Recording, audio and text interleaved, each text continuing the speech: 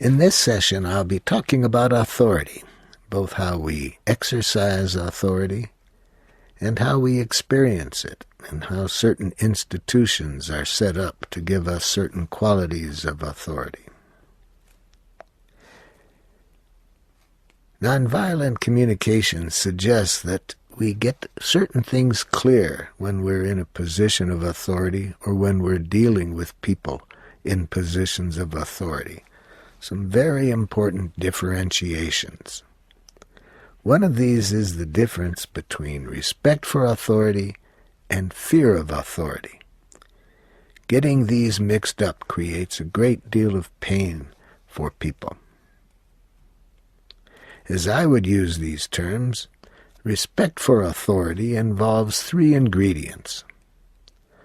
When we're in a position of authority, we get respect for our authority when, one, we know some things or can do some things that the people we're working with or living with do not have.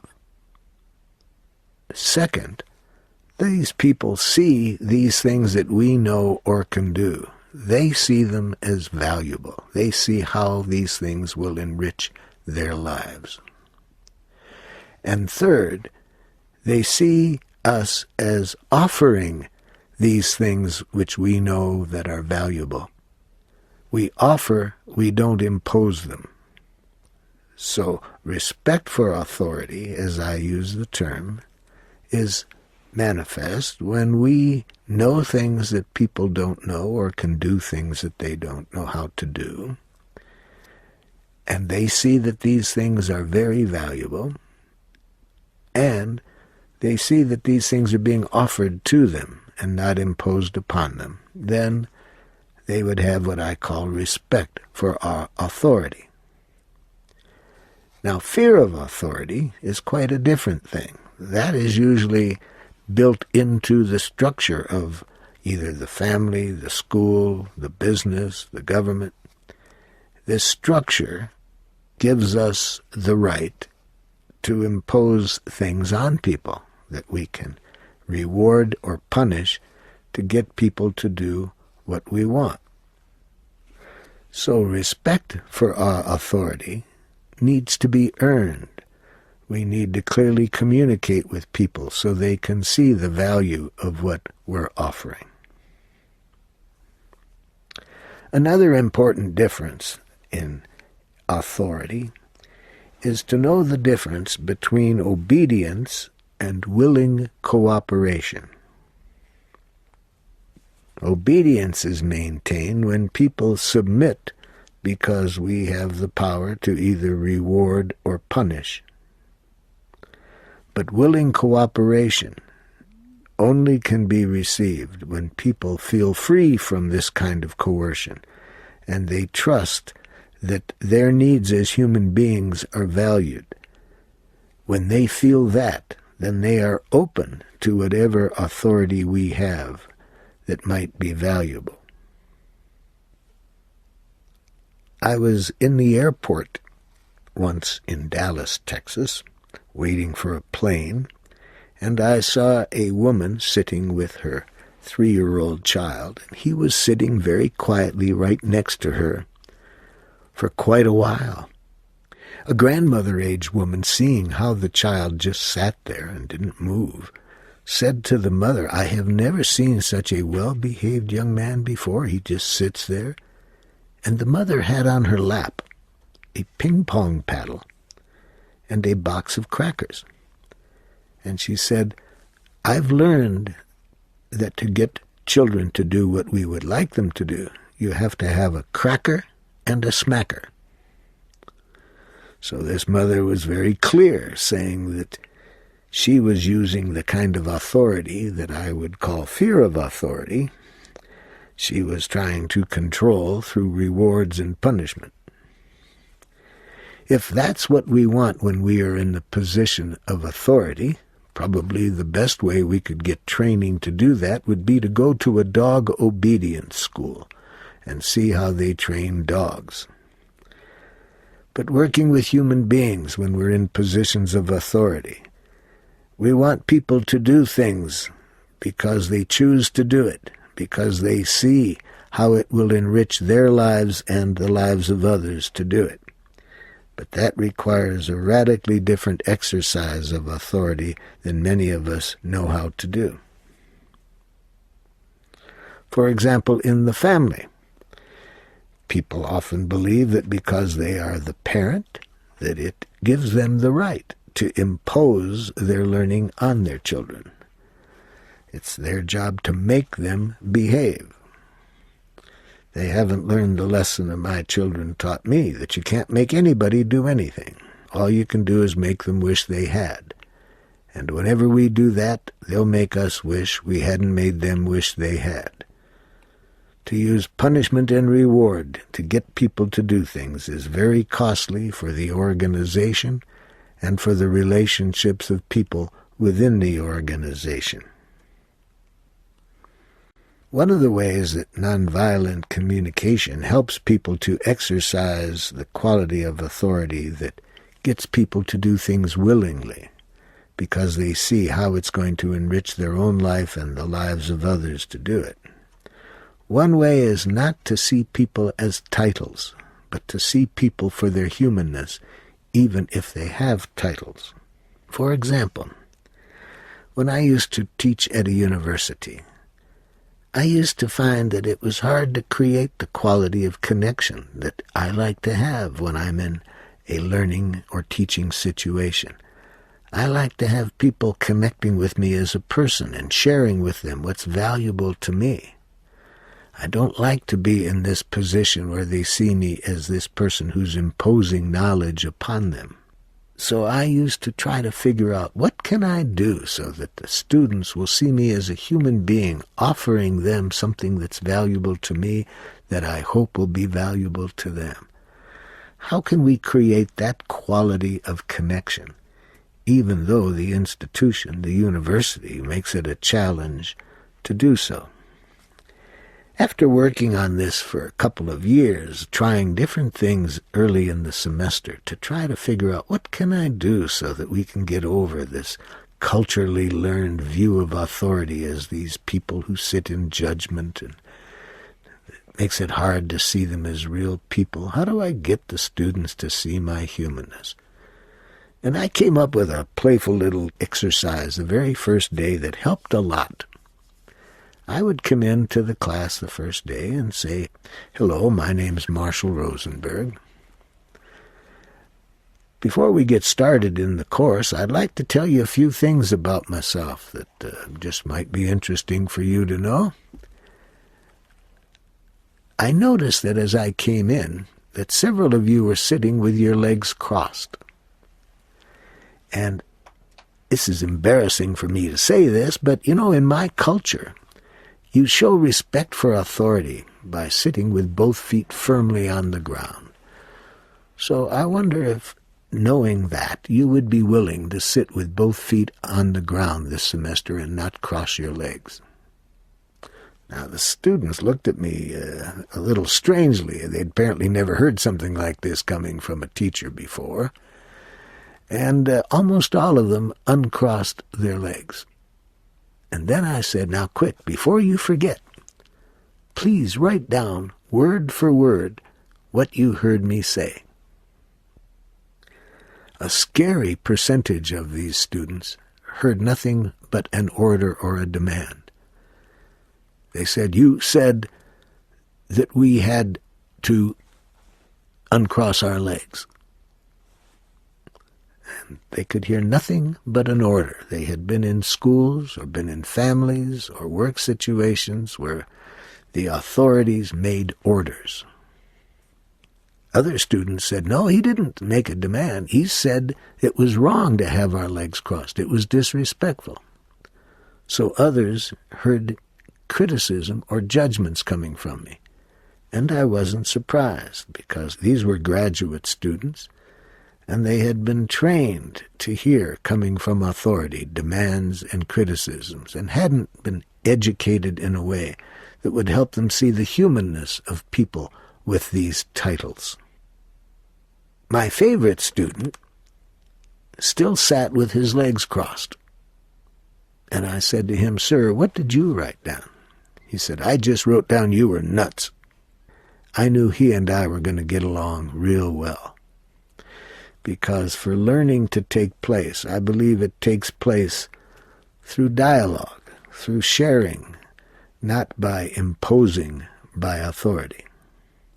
And I think that this is the same in the workplace, where effective work is done, not by orders being imposed, but by people who join together with a common purpose and who see their needs being met by what is being done. And when they hear coming from authority requests, they see how it's in everybody's advantage to do this. When there is this connection, where people connect with each other's humanness and don't let the titles get in the way, whether it's in a family, in a school, in a workplace, or in a government, I believe the people will relate in a way that is much better for all and better for the organization. Now, in that example, I was trying to show how by people labeling me as a professor, how that got in the way of the human connection that I wanted to have for teaching to take place.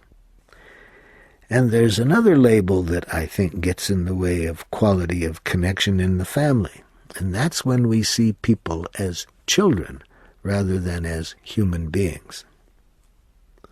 Let me show you what I mean by this.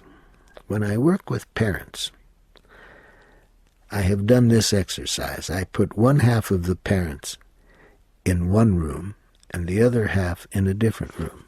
And within each room, I further break them up into groups of 5 and give each group a large sheet of paper and ask them to write out a role play between themselves and another person. And in this role play, I tell each group in both rooms, the other person has borrowed something from you. Write what you would say to this person, then write down what you predict they would say back, and keep this dialogue going.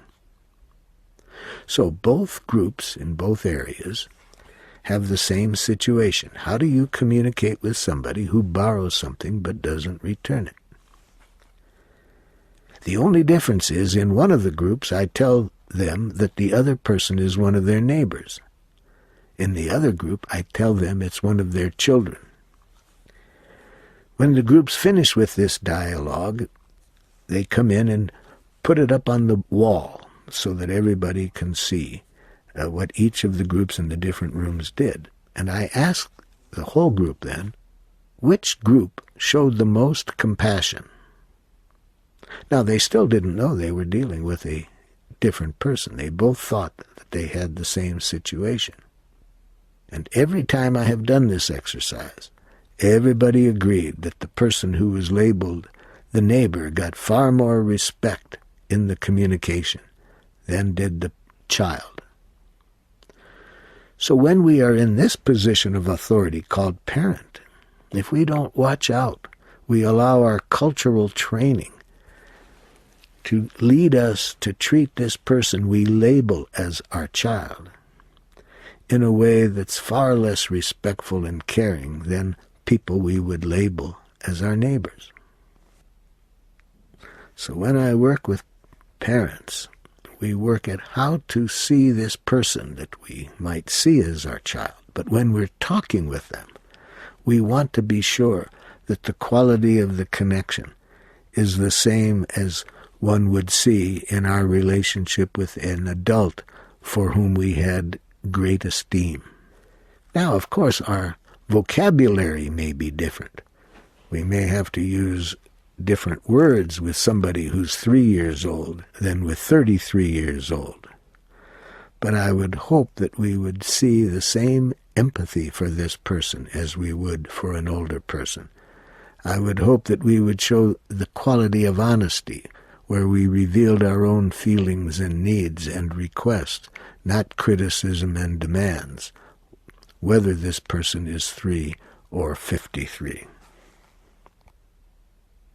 An experience I had with my children that relates to this occurred once when I was doing a mediation between a street gang, and a police department.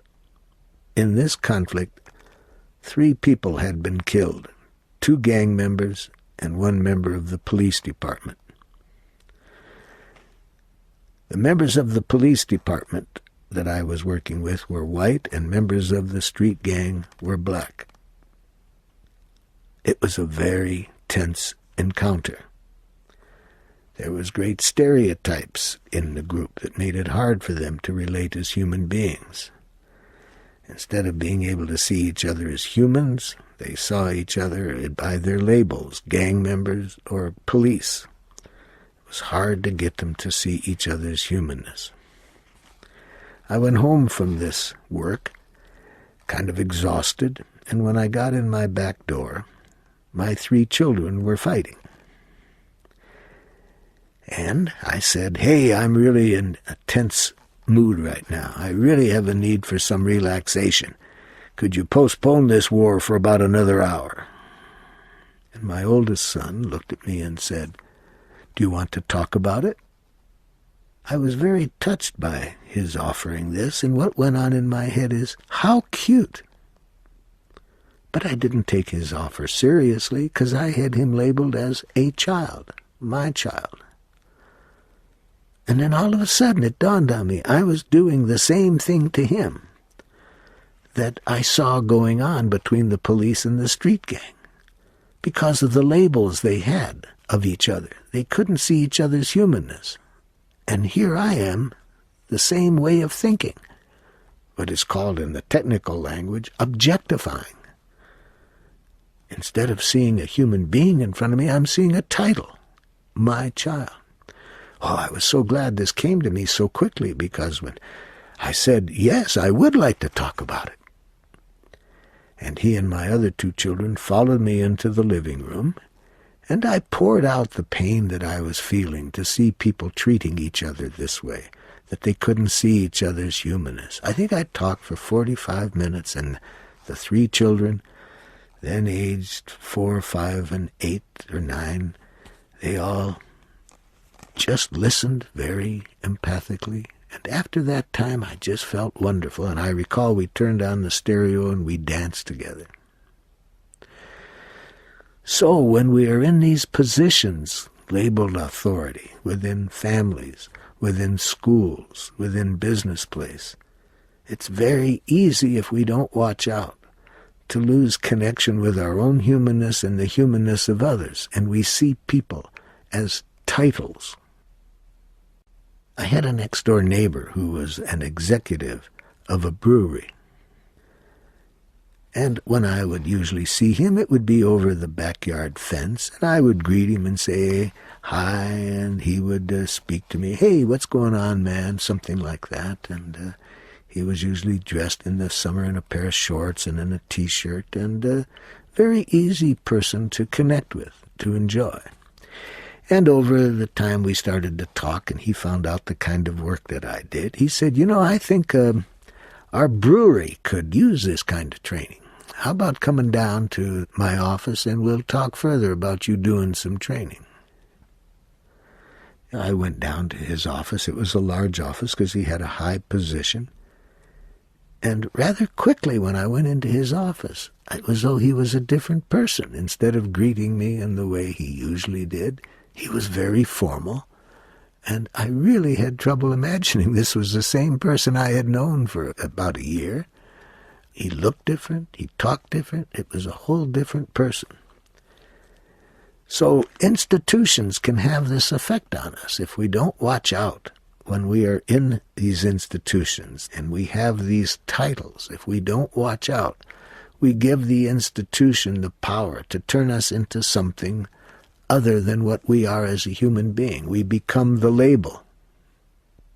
There's research showing the scary consequences that can happen when we give away our power to our titles and our institutions within which we work. Very scary things can happen. For example, Stanley Milgram did some research. He had people come into this research, and they were told that in this research they were going to play the role of teachers, in the sense that someone in another room that they could see through a one-way vision room, they were told is going to be a student learning something, and whenever they give a wrong answer to this, you are to be the teacher in this room, and you will give him a punishment by pushing one of these 10 buttons on the control panel in front of you. Each button will give him a certain degree of electricity, a shock, as punishment when he gets the wrong answer. You are to push the next button each time he makes a mistake, and that will give him a greater shock each time. We're studying the effects of punishment on learning, so that's why we're asking you to do this. Now, what the participants in this research were not told is that the man in the other room wasn't getting any electricity. He was an actor. They were also told he was locked into the chair and couldn't get out.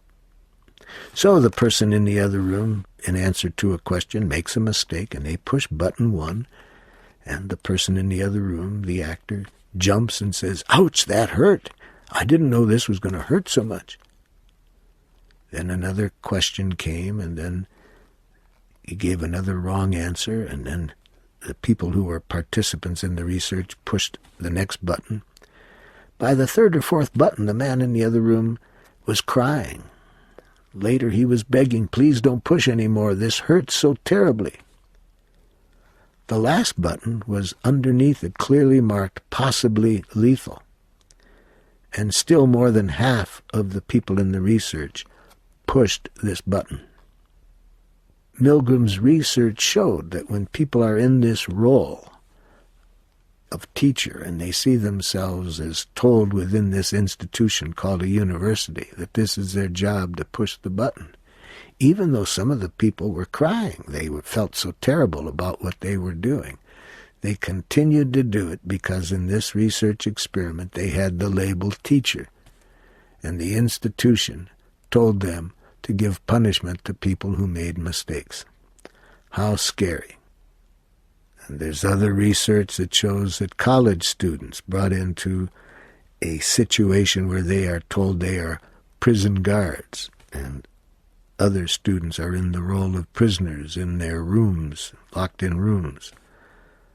These university students behaved in a quite brutal way toward these other people when they saw themselves as guards within a prison setting and told they were to keep order. So if we don't watch out, we give away our power to institutions to make monsters out of us. And that can be scary because very often the institutions that we might be within might not be set up to maintain the kind of values that we hold within ourselves. As Walter Wink, the Christian theologian, says in some of his writings, it's very important to be conscious that institutions have their own spirituality. And tragically, very often, the spirituality of the institutions that are guiding us, the corporate institutions, the government institutions, the school institutions, are not institutions that have values that I believe we want to support. So it's extremely important that we learn how, even when we are in these contexts, not to give away our power to authority. That no matter how people might make demands of us when they are in positions of authority, we hear it as a request and never as a demand. We don't give our power away to the authority to tell us what we are. We hear their humanness behind their message, even though this can be quite a challenge when they are speaking a language of domination and when they are in an institution that supports authorities dominating and controlling rather than relating in an empathic way with the people that are labeled their inferiors. One of the things that I find very important to prepare our children with is to show them how to maintain their own integrity, their own value system, even if they are going to be in structures that have different values than they have. I wanted my children to learn this because I realized that when I was a child, I had been educated to believe that teachers know what's right. And so within the school setting, I was giving away power to the authority that wasn't good for me. For example, I could give many, but one of the ones that stayed with me over the years, when I was in the 3rd grade, I was taking a music class, and the music teacher told me and 2 other boys, in a tone of voice that I took as that I had a terrible voice, she said, "You 3 can bring comic books, but don't sing." And I gave away my power to this teacher. I read into the tone of her voice and her telling us that we could bring comic books but don't sing, that I had a terrible voice and that I shouldn't sing. And for over 20 years following that point, I didn't sing. Even when I would be in a group situation where they would be singing together, I would never sing. I took her message as a judgment that I had a terrible voice and that I had no right to sing. Years later, a woman wrote some songs being stimulated by our workshop, and when she played them for me, I saw how much music added to the work, and I invited her in to sing the songs in some of my workshops, and it added a lot. And after a while, we were sitting in my office one day, and I said to her, "You know, that music you bring to our workshops periodically, it really adds a lot. I really miss it when you're not there." And she said, "Well, why don't you get a guitar and learn how to sing?" And I said, "Oh, I can't." Now, even though I teach people, the danger of this word "can't" is that it denies choice. I used it, and she looked at me and said, "I thought you said that the word can't limits us as human beings." And I said, well, but I'm not a musician. And she says, "Now you're telling me what you think you are. You tell people in your workshops how dangerous it is to label yourself." And then I laughed and said, "Okay, I see what's going on. I'm still giving away power to that teacher of about 30 years ago. I'm still giving her power to define what I can do." So that afternoon I bought a guitar and started to use music in my work. But before I could do so, I had to give myself permission to sing. And so I wrote this song called "The Crow with a Crippled Wing."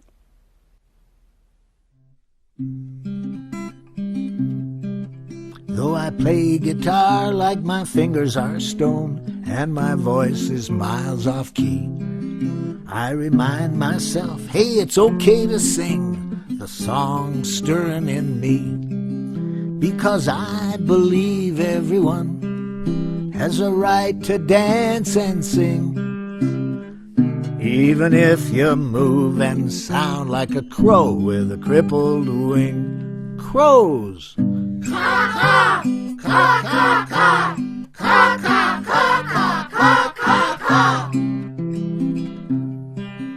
Though an ox may not move like Fred Astaire when it starts doing its dance, as far as I'm concerned, if an ox wants to boogie, I'd like to see it get the chance.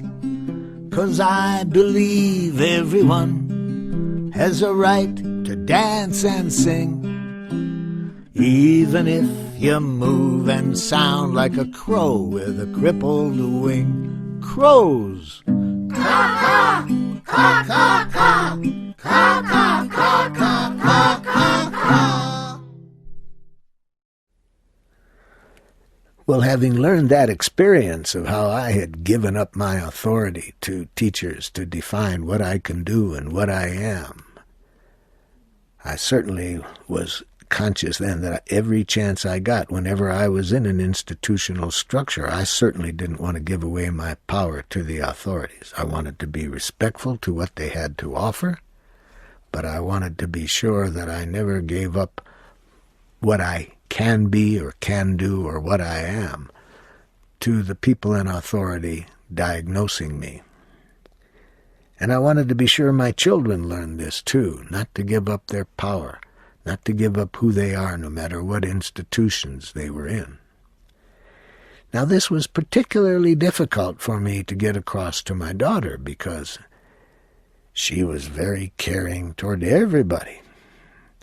And she had this idea that she needed to make everybody happy and she needed to be a good girl. And I saw this happening, how she was giving up her power in so many situations. And I particularly wanted to work with her on this, so I started to talk to her when she was about 9 years old. I said, I'd really like you to be able to express yourself more than I see you doing. And I'd like you to do it at home. I'd like you to do it at school. I'd like you to develop yourself so you can be free to express your own values no matter where you are. And I gave her a lot of empathy for how scary this was for her. And I felt real good one day when I got a call from her school administrator. And the school administrator called me on the phone and said, "Dr. Rosenberg, would you come in here, please? I am afraid we have an unhappy girl here today." And I thought to myself, oh my goodness, what could it be that my perfect little girl is in trouble in school? So I went to the school, and I'm sitting in the principal's office, and the principal was obviously very upset. And she said, "Marla came to school today dressed in blue jeans. I told her that isn't how a young lady dresses." And she said, "Go to hell." Well, I felt like celebrating. Marla has graduated from being a perfect little subservient girl to a real human being. I could see she was going through a middle ground that people often have to go through before they become a human being, that they go through rebellion before getting to fully being free in their own rights to choose for themselves. So it's important that we not be obedient to authority, that we always recognize our choice. But it's also important to recognize that rebellion is only halfway to being fully free. If we're rebelling against authority, we're still recognizing its power over us. When we're really conscious that we are free to choose in any situation, in any environment. I keep a picture in my office. It's actually a cartoon. It helps me remember that no matter what structure we're within, we're free. It shows two prisoners in a prison cell strapped to the wall. It's obvious they've been in there a long time because they're both very thin. They both have long beards. And one turns to the other and says, "Now here's my plan." I like that cartoon to remind myself that no matter what structure I'm in, they may control the environment, but they can't control me. I'm free within any structure to choose what I want to do and why I want to do it. I want to be open to what the authorities have to say, but I want to be sure that I never give power to authority to limit my choices. Now, of course, when we are within those institutions and we exercise our freedom, we need to be aware that especially if it is an institution that uses punishment and rewards, that exercising our autonomy can be scary at times. I remember that in an institution that I worked that had punishments and rewards called a university, one day I was in my office and my superior came to my office and said, "Dr. Rosenberg, your grades have not been handed in." This administrator at the university was bringing to my attention that there was a rule that said grades must be given, and they must be given at a certain date and handed in. And I hadn't done that.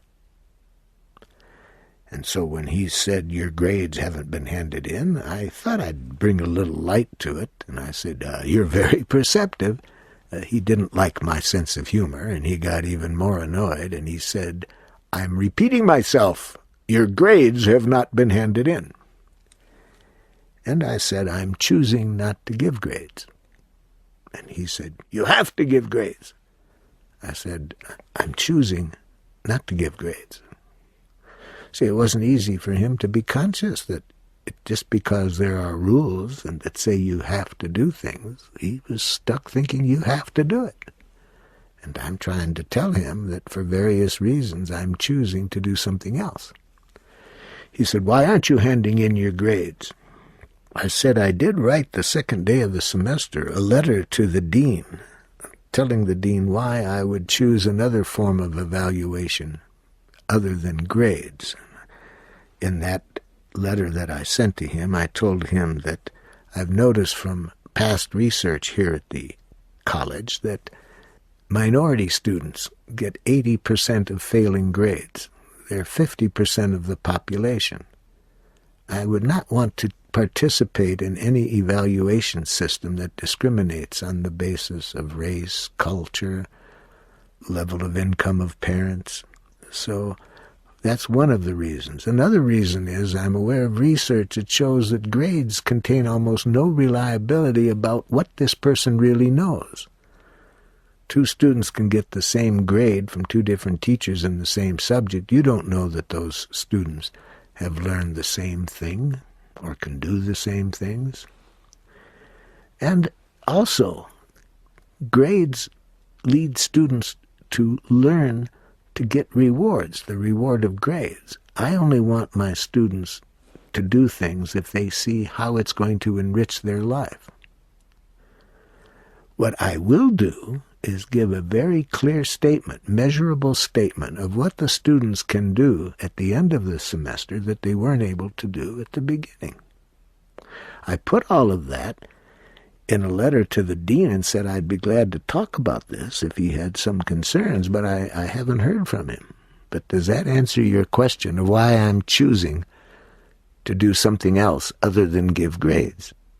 Now, of course, they could have fired me in that institution, which they did later, but not for that. It was another rule that I didn't follow to their satisfaction, and they chose to fire me. So you do have to be aware that within those institutions of the consequences of living in harmony with your own values. But what I'm saying now, I would hope that we help ourselves and others develop is a consciousness that no matter what the structure, that we not give away our values and succumb to what the structure tells us to do. That we have our own spirituality clear enough defined, and we know how to manifest it so we can sustain it regardless of what institution we are working in or what government is controlling us. Now, some of the groups that I work with find this much harder to accept than others. For example, I work with the military in a few countries. And military officers often react rather strongly when I suggest that people are always free to choose, and that in position of authority I would want to respect that right of people to choose.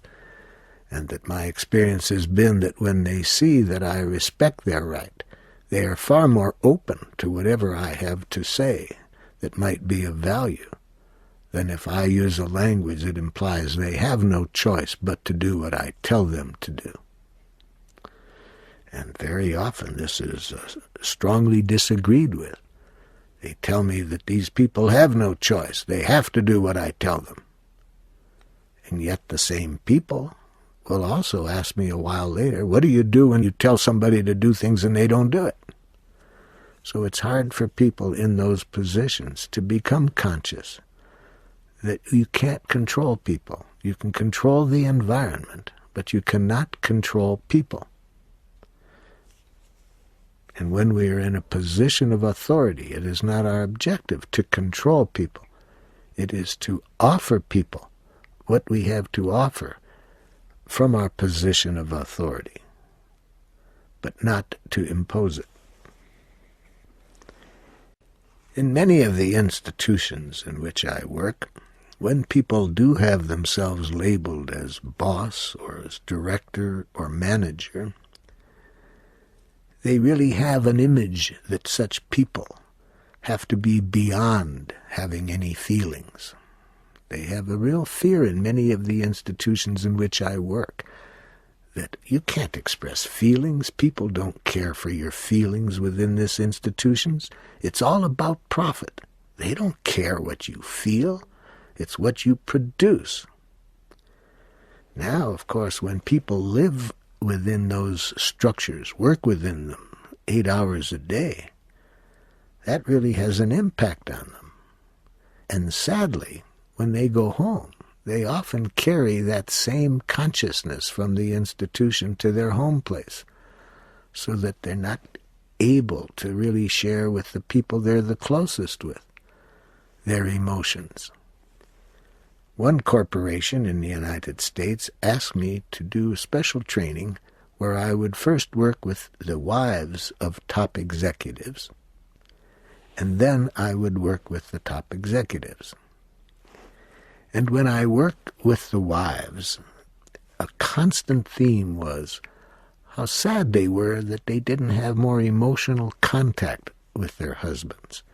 The husbands would come home, and then they didn't shift from the energy of the workplace that said, who cares what you feel? Who cares what's alive in you? It's all about production. They didn't shift from that now to revealing themselves openly and honestly to maintain a loving, intimate connection. They maintained the same level of communication, not able to get in touch with their emotions and share them. So I first worked with the wives and heard their sadness at how hard it was for them to establish emotional connection with people who work in that other environment each day. Then I worked with the men, and I could see very quickly what the women were putting up with, because they sat there and it was very hard to get emotional contact with them. And at one point I got very emotional thinking of what these wives must go through to live with people who are in this environment. And I got so emotional that I started to cry. I couldn't believe it that I would cry in front of a group of top executives in a corporation. And when I looked up, I was expecting everybody to be contemptible. And they were. I saw in everybody's eyes, as though, what is wrong with this guy? And especially the boss of the group. He just looked like, how could any man cry in a setting like this? So I was glad that I had my nonviolent communication skills, because from the look on all of their faces, if I hadn't tried to empathize with what was going on in them, I could have easily taken it that I'm not a real human male, that I'm disgusting. So it wasn't easy, but I got up my courage and I tried to check out what was going on in them. And I said to the boss, you look disgusted. Are you feeling that way? And would you like someone working with your group here today to be better in control of his emotions? And I was shocked by his response.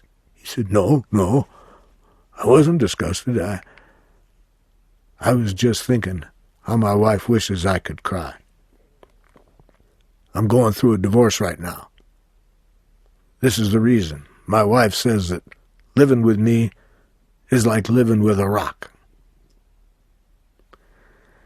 And this gave others in the group an opportunity to open up and start to express their pain, because they could sense that their partners wanted more emotional expression, but they could see that when they were in an environment all day long that operated on the idea that profit comes first, profit über alles, profit above all. They could see what price they were paying for it in their other relationships. And I am sad to say that I have even seen that this extends over into healthcare settings, where people get so caught up in the mechanics of what needs to be done that they forget about how important it is to maintain human connection while we're providing any kind of service for somebody. This was brought to my attention very powerfully one evening in Paris, France. One of my colleagues is a physician who is the head of a department there in a hospital, and she was attending a workshop with me, and we were going to go from that workshop to a different workshop in another part of town. And she said, "Marshall, on the way to the other workshop, we're going to go by the hospital. Let's stop because I want to talk to a patient that's in one of my programs there." So we stop at the hospital, and I accompany her up to the room, and I stood out in the hall while she went in to talk to this patient who was hooked up to all kinds of machinery and wires because she was having a serious problem that required a lot of medical care. And my colleague sat and held the hand of this patient and talked with her for 20 minutes.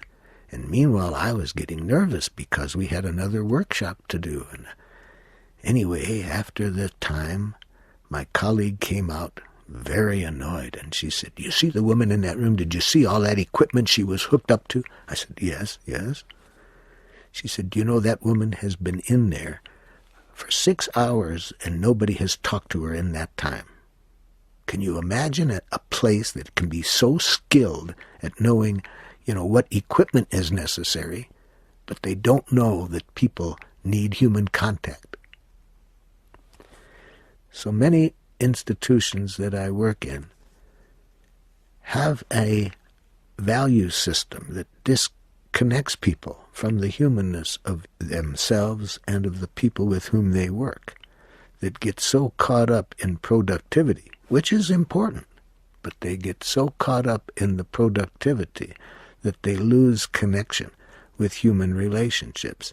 And again, especially when they have titles that imply that they are superiors, then especially it's hard for these people to relate in a human way. There's another aspect of authority that can be very destructive, and that is when authority is exercised in such a way that it destroys the creativity of people, where the authority is exercised in a way in which it implies that knowledge of how to do things can only come from above, that those below have nothing to offer but to follow what those more superior know is good for them or for the company or both. I learned a lesson about this from the psychologist Carl Rogers. I took a class with him while I was in graduate school, and how he started the class was different than any class I had ever been in. Instead of starting with telling us what we were to do, he introduced himself and said he was glad to be able to be there with us and to offer him whatever was valuable. And then he stopped talking. And one of my classmates got nervous and said, "Well, aren't you going to teach us about the subject matter?" And he said, "So you have in mind that I have an idea of what you need to learn about this subject?" He said, Well, yes, of course, you're the teacher." And then Carl Rogers said, "Well, I have a belief that the most important part of learning is to wonder what's worth learning. And if I come in and pretend like I know what you have to learn, I'll have this opportunity to wonder what's worth learning and to decide and to offer it to you. But To me, that would be my doing the most valuable part of learning. I would hope that you would all want to do that you would all want to begin by wondering what's worth learning. To me, wondering is important. It's important to wonder what's worth learning. Well, that lesson really stayed with me, How important it is when I'm in a position of authority to never imply that the people below me haven't got the same opportunity for creativity that I do. That because of my title, I know what has to be done or should be done, and that their job is to comply. When I work with children in school, I like to start with a song, and I'll tell you how this song came to be. Whenever I work with children in schools, I like to start by asking them, I wonder what you wonder about.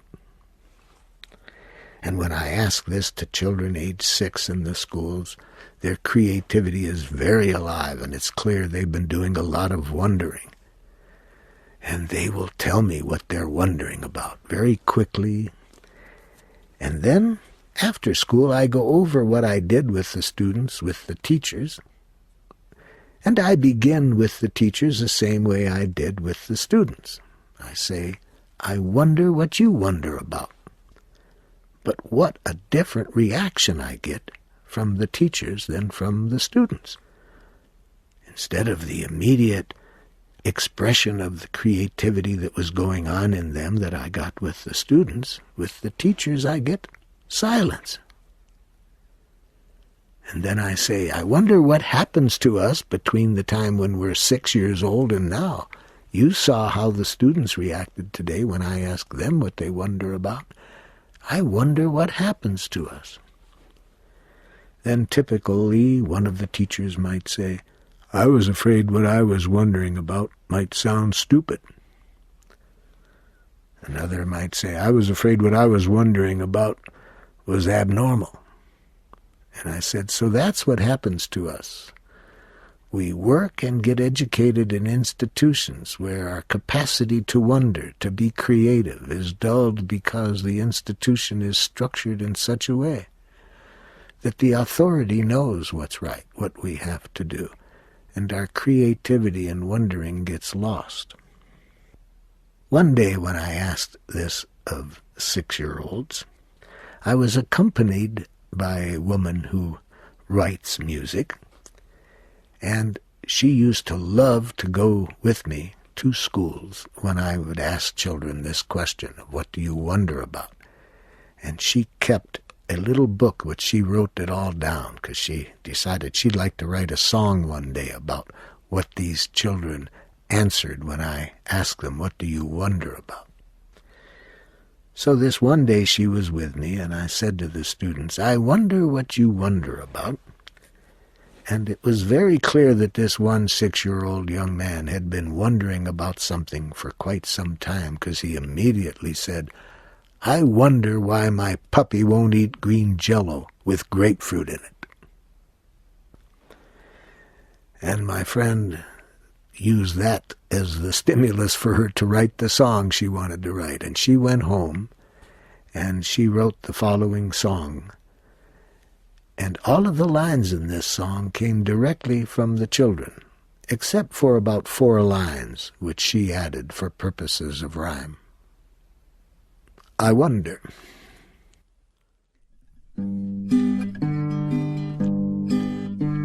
I wonder why my dog won't eat green Jell-O. I like the wiggly way it melts inside. I wonder when a turtle pulls its head in, is it so dark it's scared to be inside? I wonder if a rock likes being hard. I wonder if the sky likes being blue. I wonder if butterflies like butter. I wonder if you like being you. I wonder why I don't feel myself stretching when people say I'm growing every day. I wonder why I always have to listen to more words than I ever get to say. I wonder if the grass cries when it's cut. I wonder if the rain hurts when it falls. I wonder if the earth gets dizzy turning. I wonder if little worms feel small. I wonder why I see so many people do things they don't really want to do. Wonder if the music goes away somewhere after I sing my song to you. I wonder if it feels sad to be old. I wonder if the moon likes company. I wonder why it's fun to feel a little scared. I wonder if you wonder like me. So I would like us all to do some wondering, and on the basis of this wondering, to take actions that free us from authority and institutions that function in ways that are not conducive to our living the lives we choose to live. I'd like us to wonder whether we have fully developed our ability to stay human, even when we are in institutions that make it a challenge to stay human. I'd like us to wonder whether we have learned to express our humanity, even when we are labeled in a way as superior or inferior. And I hope that we are wondering whether we have fully developed our ability to see the humanness of people in positions of authority who aren't able to stay connected to their humanness and who speak a language of domination and who use punitive tactics. I'd like us to wonder whether we have fully developed our ability to see that person's humanness and that we can communicate with them in which we can show them other ways of getting all needs met beside the ways that we have been trained to use power within domination systems. So I'd like us all to learn how to use power with people, not power over people.